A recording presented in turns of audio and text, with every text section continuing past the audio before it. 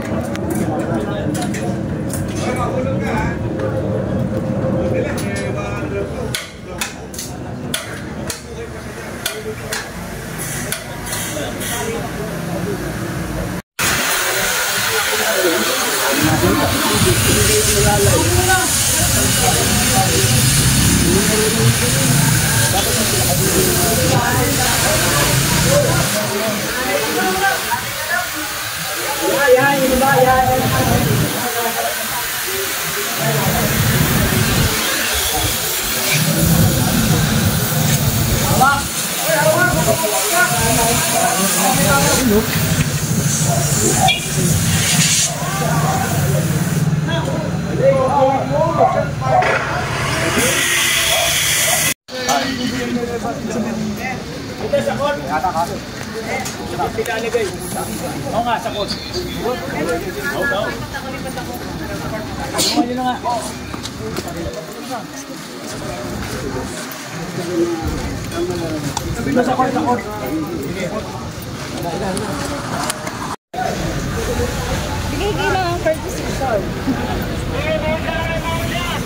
Eh mga master, dito na si Yorme. Dumating dito sa may General Lokban Street Corner, Cavite.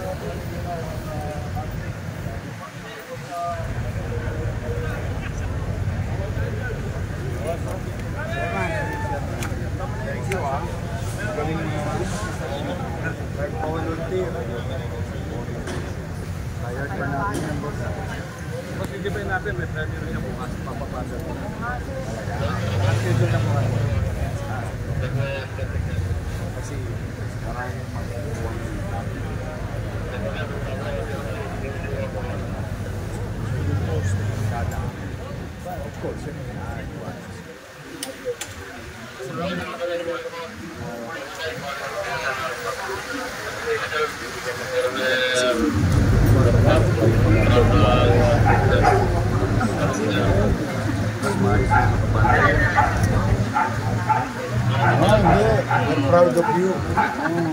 Nakakatuwa naman. Sana mabasa ka ng ulan.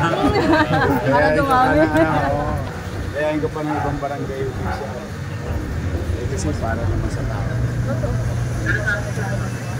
Boy, volunteer. Yan yung nag-volunteer na sa Masada yung barangay ko. Sila na mismo tumawag sa pamahalaan. Basta naman siya sa road. Kalsada talaga. Hindi matutuwa yung mga kapitbahay. Silipin ko muna.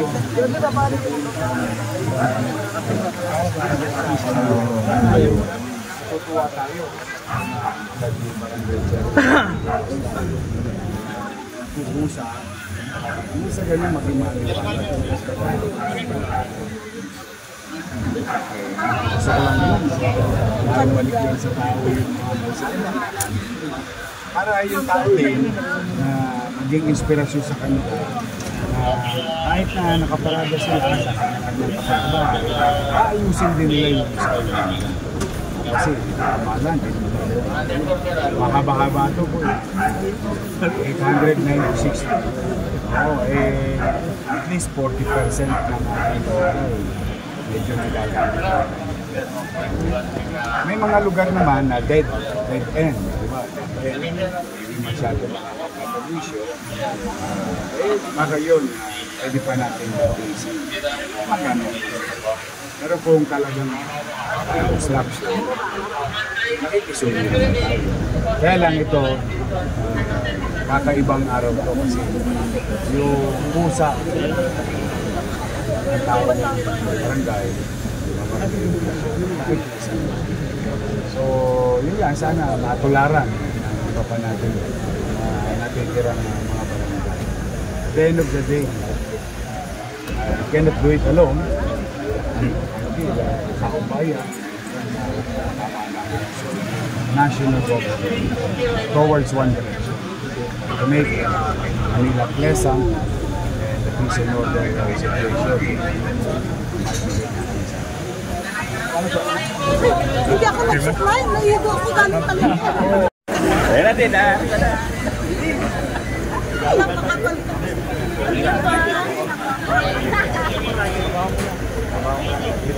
Mayor, shake hands lang po. Nakita ko naman. Kaya naka-favorite ko siya. Nakapagkala ka niya.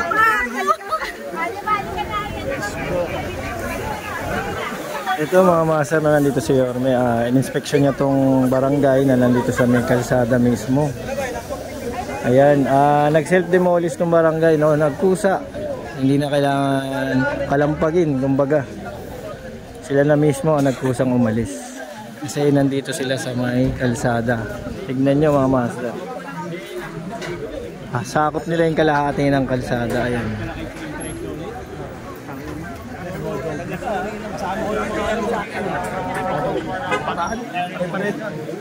Ayan, tulong-tulong kasama mga taga-engineering, DPS, demolition.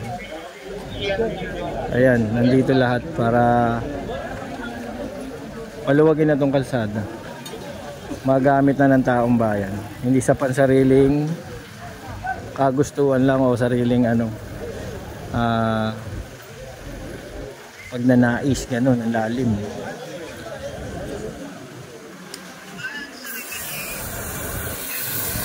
Ayan o. Simula na yung pagtatanggal niya, acetylene na yung mga, kasi naka simento ba? Ito tong grotto, ililipat daw yan mga master. Ililipat. Ayun si Yorme mga master.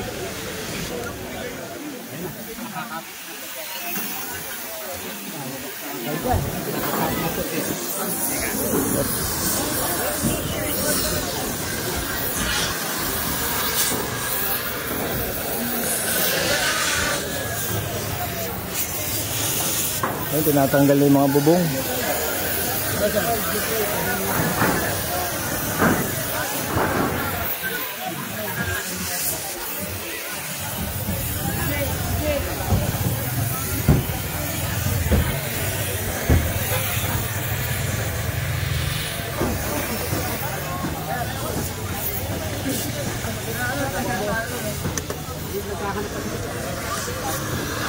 Yeah.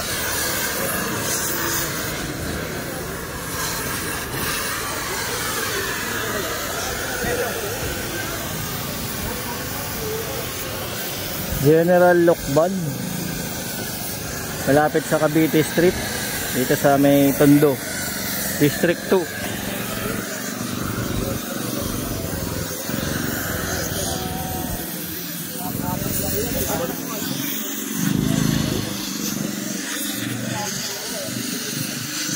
Ang galing, no? Sana tularan ng ibang chairman na magkusa na rin sila, mga barangay nila nasa kalsada.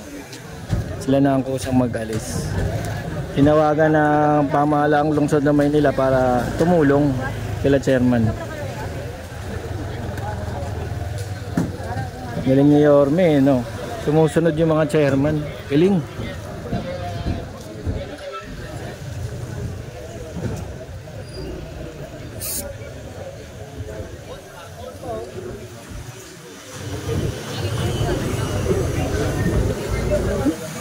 Ang dami dun, hindi tayo makasingit mga master. Inaano lang ni Yorme yung baga kinukwento niya yung ibang barangay, magkusa na rin, ganun.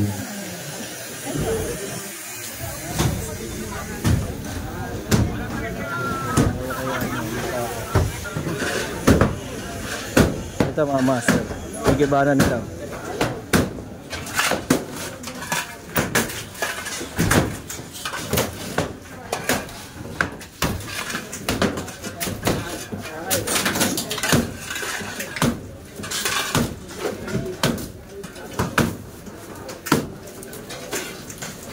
Si Yorme, oh.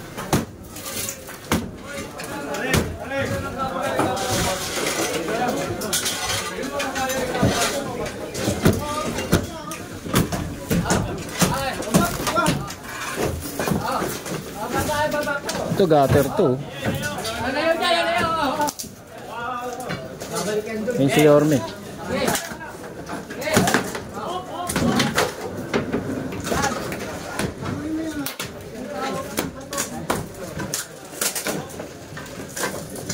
Yeah, kanan.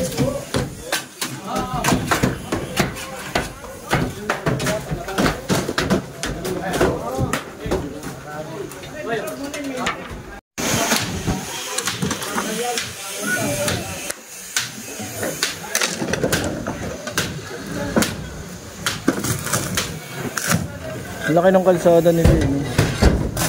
Ang luwag. Puro mga ano to. Mga 3 to 4 lanes to.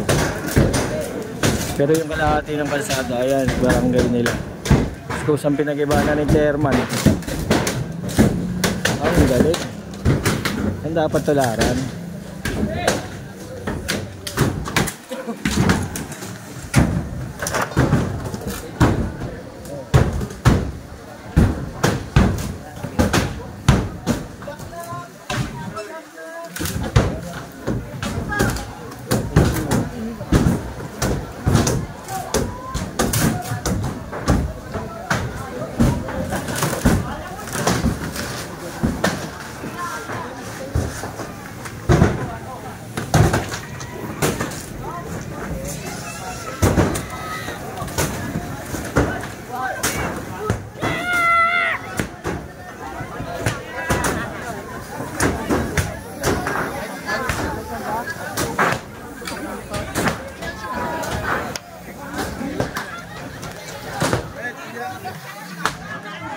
Kabukin ni Steven.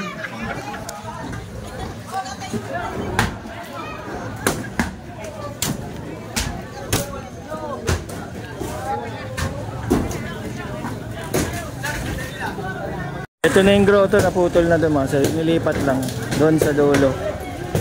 Yung lalagay yan. Nililipat nila.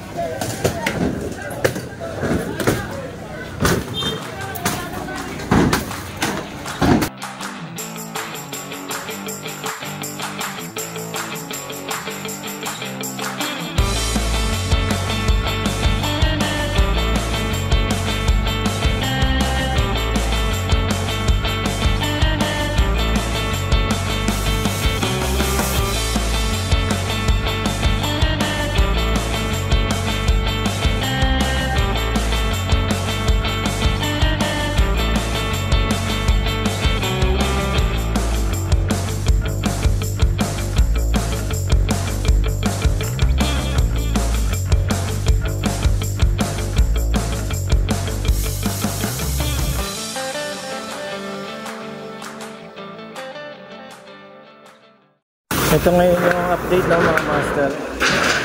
Kanina buo pa yan. Ayan na. Ang bilis. Halos mga 2 oras pa lang. Bilis kumilos ng mga engineering.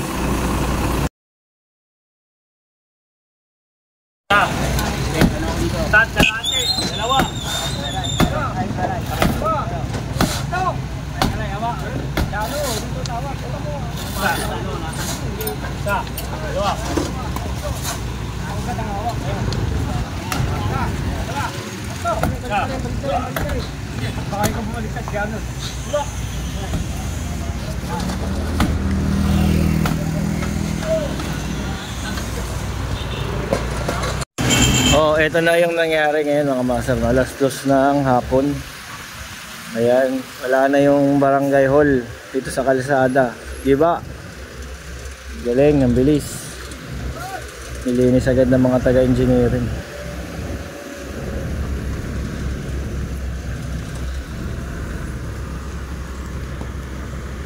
Bilis kilos, action agad.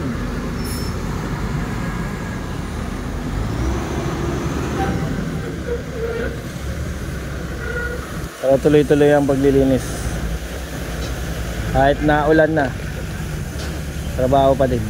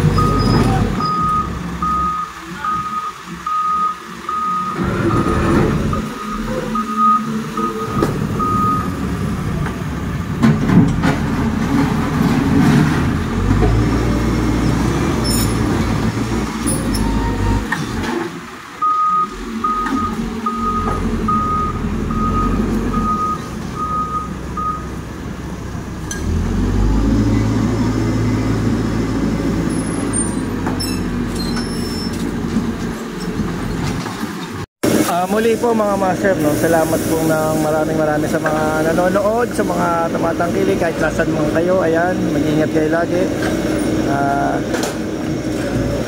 God bless po sa inyo lahat. Maraming salamat po. Abangan nyo ulit yung mga susunod nating clearing serie. Ayan, ito natapos na naman ulit ang isang araw na nawala na yung barangay dito, no? Sabihin, mission accomplished yan para sa lungsod ng Maynila. Kaya maraming salamat po muli. Mag-ingat po tayo lahat. God bless po.